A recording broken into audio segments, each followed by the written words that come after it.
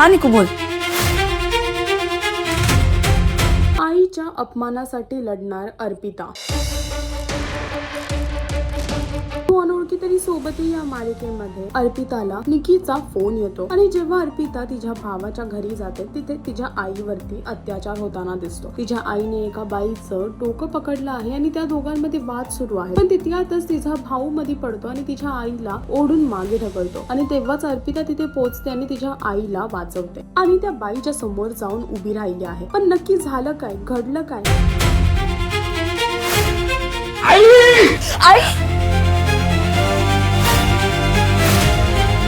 ज्यामुळे तिच्या आईचा अपमान झाला. ज्या बाईने कधी आपल्या मुलीला जवळ सुद्धा घेतलं नाही, प्रेम सुद्धा दाखवलं नाही, ही मुलगी आज तिच्या आईच्या मान सन्मानासाठी लढताना दिसणार. आणि तिथे समीर सुद्धा उपस्थित आहे. आता बघायचं हे आहे की तू अनोळखी तरी सोबत या मालिकेमध्ये पुढे काय घडून येईल पाहण्यासाठी तुम्हाला मालिका पाहावी लागेल. आणि अजून अशी लेटेस्ट अपडेट जाणून घेण्यासाठी टेलीचक्कर रिजनलला सबस्क्राईब करायला विसरू नका.